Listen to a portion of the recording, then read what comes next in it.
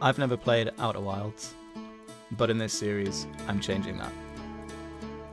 Welcome back.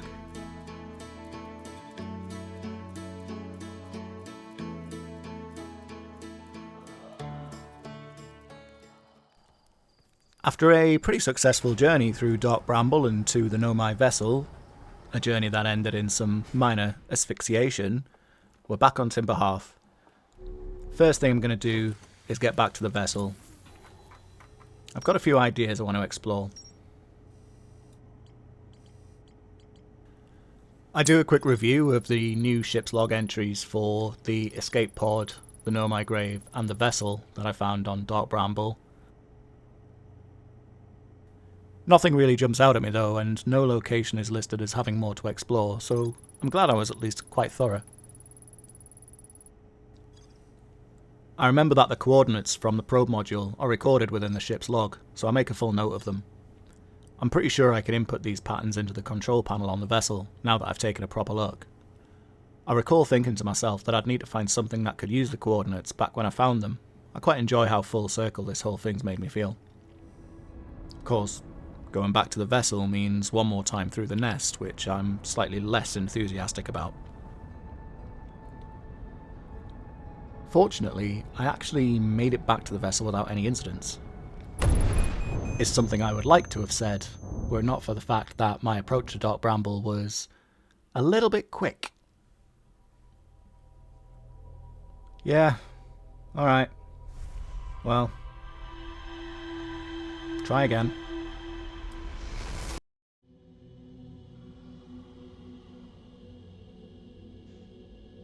I've gone through a lot during my time on Dark Bramble, and even now I'm uncertain as to whether or not the coordinates on the control panel will even do anything. I think it's likely, but I can't help the feeling of being wrong or missing something as I navigate the nest to my destination. I don't even know if the vessel is capable of movement at this point, let alone anything else. I couldn't find anything on my last visit that suggested such a thing. Equally, I didn't find any evidence that it wasn't capable of moving, aside from the gaping hole on the side of it. I figure I'll input the coordinates and see what happens. Nomai technology isn't exactly something I'm an expert in, so maybe the ship just needs the coordinates to activate or do something. I don't know. One thing I do know is that I'm quite glad to have all of these things to think about and really mull over in my mind while I dice with death and fly very, very slowly between these two gigantic anglerfish that at any moment could wake up and send me back to the start. It's a real blessing to be able to do that.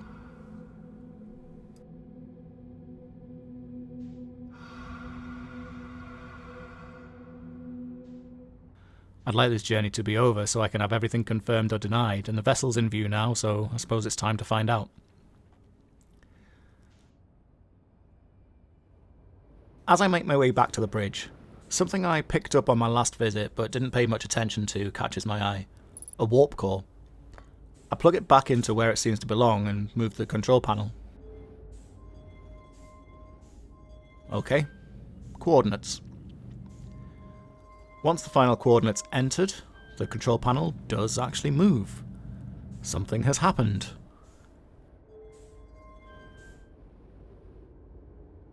And then, nothing.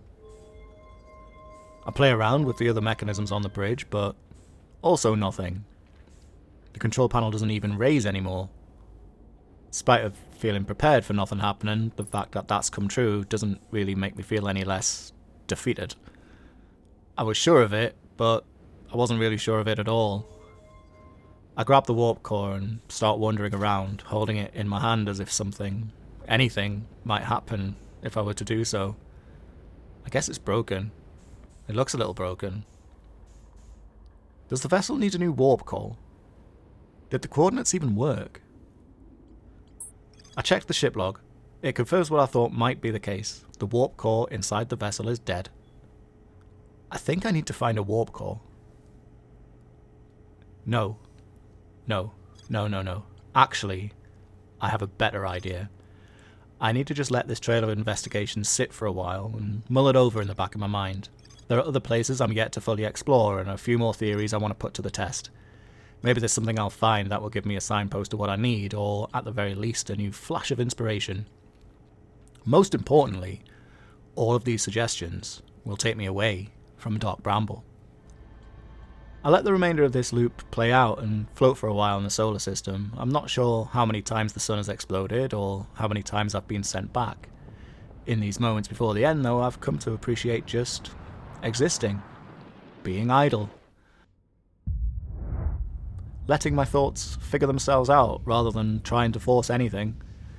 I decide then and there that my next stop will be somewhere I have a theory to test. The Interloper.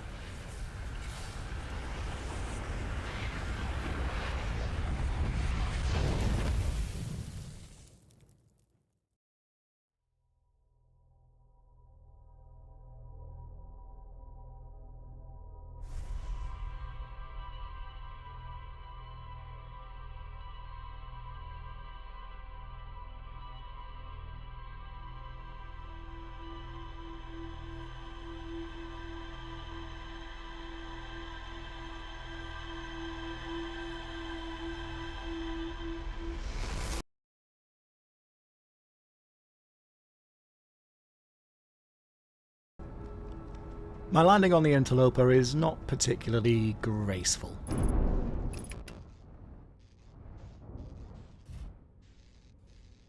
But it gets the job done. I know there's a Nomai shuttle on the comet, and I know they came here to investigate some abnormal readings below the surface, by way of a crevasse on the sunward side. When I was last here, I couldn't find an entryway through the ice, and I was thrown into the void due to a situation involving gravity and my inability to appreciate not having it. This time, I'm prepared for gravity, and I have a theory. Ice melts. The comet flies close to the sun. Therefore, I will wait. Then the ice melts, and I feel very intelligent and hop on in. Hopping on in causes me to slide, because ice makes you slide. I like ice making you slide. I'm immediately greeted with a danger warning. Ghost matter detected. Well, that's fine. That's manageable. That I can deal with. Far more predictable than anglerfish as well. One thing's for certain, not going that way.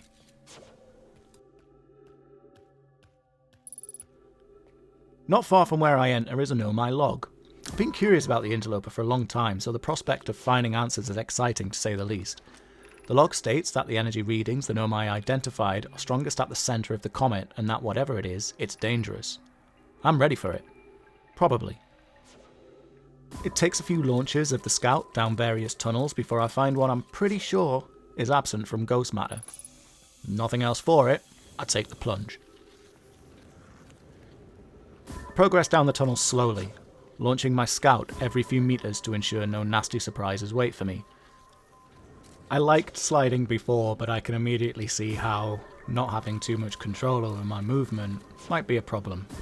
Even so, I keep going. Until eventually I land in a larger room.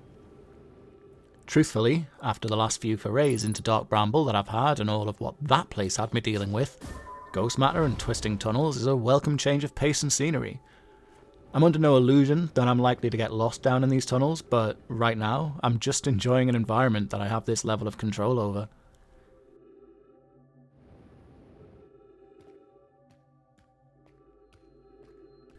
As I say that, however, my confidence rising and feeling good, having fun, I meet my next major obstacle. What I could only really describe as a descent. Oh god, this is horrifying. It turns out though that it's not as bad as I first thought. The shaft splits into two. One of the tunnels has ghost matter. The other tunnel does not.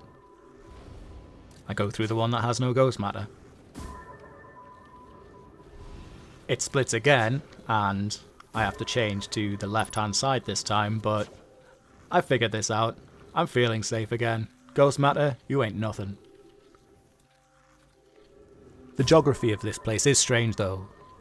I thought I was going to be descending, but The curvature suggests that I'm moving around something, which, makes sense. The comet is a sphere.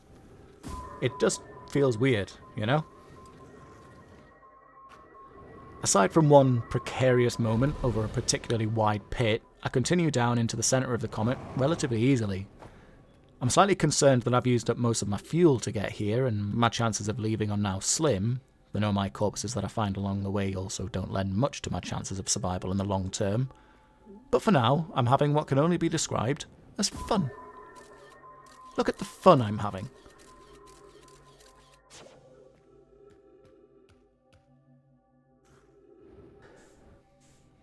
One final descent brings me to the centre of the comet. A large green something waits for me, along with another nomai corpse and a log of what I assume are their final words. When the nomai, Poke was their name, was writing this log, there was a spherical stone casing here. I guess it's since burst open, and what I can see in front of me is what was inside it. Poke goes on to say that direct contact with the matter would be fatal. I take this to mean what it means. The spherical stone housed ghost matter. The ghost matter here on the interloper was at one point trapped inside a casing and placed under a huge amount of pressure. So much pressure, in fact, that it shouldn't have been able to exist in as tightly a compacted state as it was. The pressure within the casing was rising as the nomai studied it, and they hypothesized that, were it to rupture, it would rapidly expand and blanket the entire solar system almost instantly. The last words in the log are of one nomai, Pi, saying to Poke that they're going to stay and study the matter further. Poke should run and warn the others of what's going on.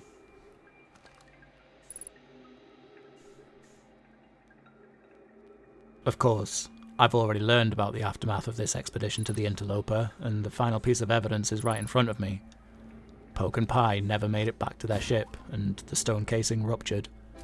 Based on the pieces of this puzzle, my assumption is that this is what ultimately led to the nomai being wiped out. The ghost matter that still exists across the system must be remnants of when this calamity occurred. I find it strange, being in this place and learning these things. I never really questioned how all of the nomai ended up perishing. In fact, my initial response to journeying out here into the Outer Wilds was excitement at learning more about these people. My travels thus far have taken me across most of the solar system and through countless nomai inventions and ruins. This place though, and laying eyes on the actual cause of their extinction, makes me realise that everything that I've seen and discovered so far, this entire solar system, is a graveyard to these people. It's spread across different planets and landscapes, but this, ultimately, is their tomb. They came here searching for the eye of the universe, and, as far as I know, they never found it. The Outer Wilds are a graveyard.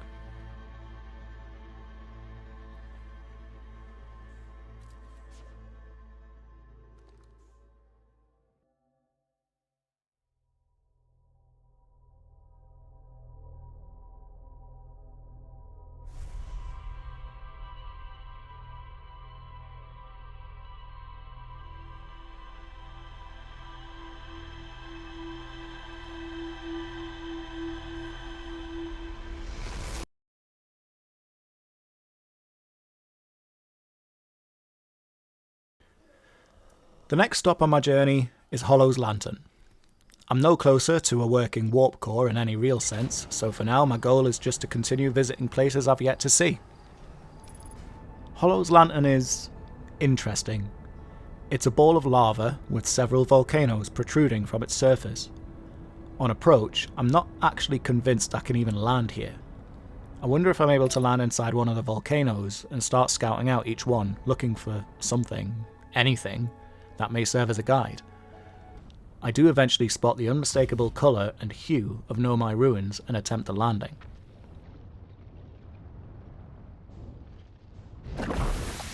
I failed the landing. Undeterred, and with the prospect of new things to learn about the nomai, I set off for the lantern one more time. I need to be just a little bit more careful around lava. The ship is equipped for the vacuum of space and weird and wonderful atmospheres, but lava is understandably slightly above possible.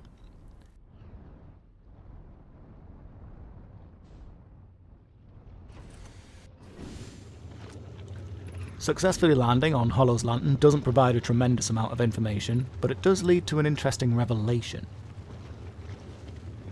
The ore that the Nomai were mining on Timber Hearth and elsewhere was being sent here for testing.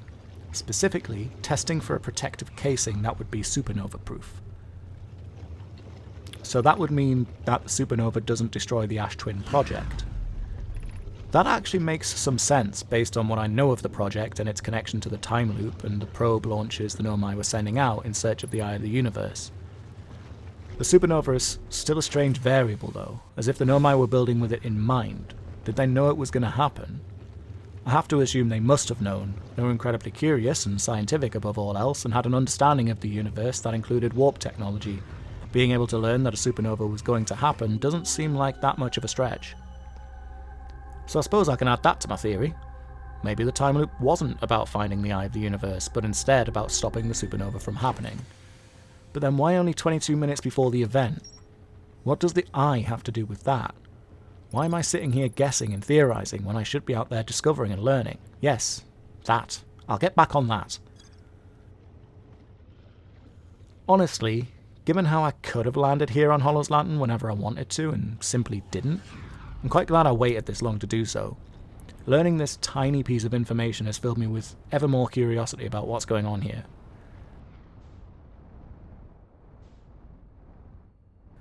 Since I'm in the neighbourhood, I decided it's about time I made a return trip to Brittle Hollow. It's been quite some time since I've been here and close to my dear friend, the sweet black hole. I start with what I now know as an anti-gravity cannon. I've investigated and learnt a lot via the cannon on Ember Twin, so my hope is that the cannon here is equally as illuminating. A ruined dwelling nearby holds some writing regarding a pilgrimage being taken by a Nomai named Solanum. They were to travel first to the Tower of Quantum Knowledge, somewhere I'm still yet to explore in full. That can wait though, the cannon is right there, after all. The design of this cannon is almost identical to the one on Ember Twin, so identifying and using the controls is relatively straightforward. What's interesting is the location marker. The shuttle that launched from here is currently on the Quantum Moon. Well, that's a development if ever there was one. I called the shuttle back and boarded. Solanum is the writer of the log I find within the shuttle. They made it to the Quantum Moon and landed on the South Pole. Apparently, visitors who land on the Moon always land at the South Pole. Interesting. Could I land at the South Pole? Is that why my previous attempts at landing have all failed? I'll need to test that theory. I spent some time playing what I have decided is the quantum game within the shuttle, looking out of the cockpit and then away, wondering if the moon will appear in the sky overhead. It doesn't. That's okay. Time to move on. I want to return to the Tower of Quantum Knowledge next. I've learnt a lot about quantum mechanics, and I've had another thought brewing away in the back of my mind. The way up the tower is broken, something I observed when I was there last time. However, I'm curious if it's being affected by the quantum shard above the tower. Is it always broken, or is it both broken and not broken at the same time? I spent perhaps too long playing the quantum game here. The results were decidedly against my proposal, unfortunately. The way to the upper reaches of the tower continues to elude me. There are definitely some things up there that I want to take a look at, so I do remain undefeated. I send the scout to the upper reaches several times and it informs me each time it lands that the surface integrity is 21%. Is the tower going to fall into the black hole? If it does, getting to where I want will be a lot easier. While the quantum game failed me, maybe the waiting game will succeed. While I wait, I actually end up making an incredibly informed and tactical choice. I resupply my oxygen. While I'm on the surface, I review the Nomai writings up here as well. There's nothing written here that I have new context for or causes my neurons to explode with a fantastic idea, unfortunately. So it's back down the tower to wait. Surely the black hole will want to enjoy a succulent tower of quantum knowledge eventually, right? Eventually, the tower does drop. It's honestly so subtle a movement that it takes me a moment to register it happening at all. Nature, however, must take its course. I find myself and the tower floating in the void around the white hole. I'm able to go to the top at last.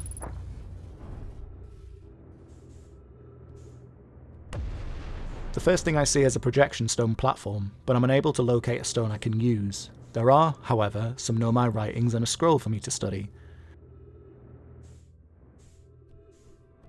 The writings tell of Solanum, the pilot of the shuttle I visited earlier, and their arrival here. Solanum is told that, upon arriving at the Quantum Moon, it will take them to its sixth and most secret location. The Nomai built a shrine on the moon as well. The writings then say that in order for Solanum to be able to explore the sixth location, the shrine must be on the moon's north pole. Further writing within the tower provides some historical context to the pilgrimage that Nomai take to the Quantum Moon.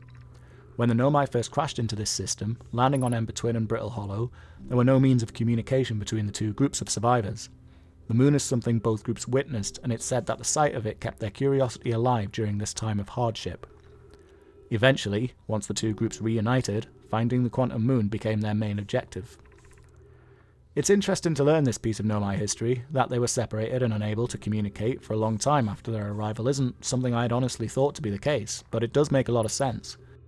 No wonder a lot of the structures and technologies on Ember Twin and Brittle Hollow are so similar. They were built by two different groups of the same people and culture. The final thing of note in the tower, at least that I'm able to find, is what appears to be a locating device for the Quantum Moon. The music starts and this loop is drawing to a close. In the last short while, I've learned a lot about the Nomai, where they came from, what happened to them, their culture and beliefs, and how they died. I still have a lot of unanswered questions, but I'm starting to feel like I know who these people were and what place they held in the universe. It's a good feeling. They travelled to this solar system after finding a strange signal that they decided was the eye of the universe.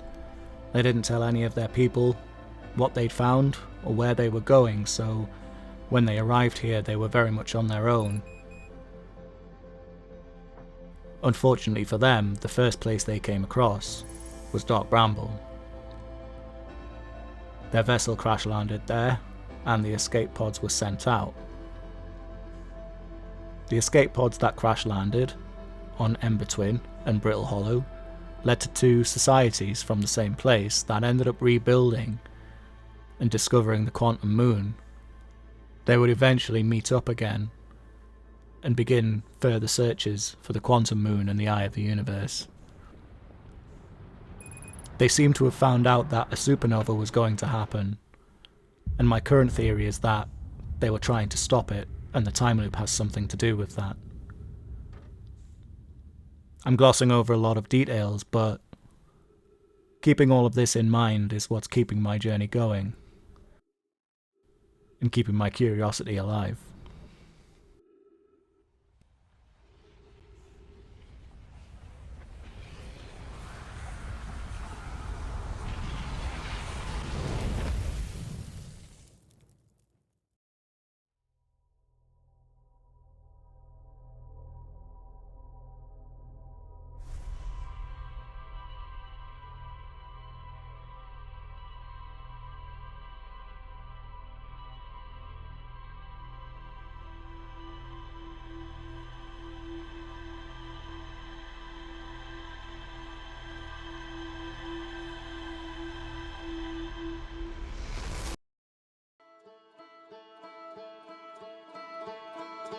Thank you very, very much for joining me once again, and I hope to see you next time. Until then, it's been Outer Wilds.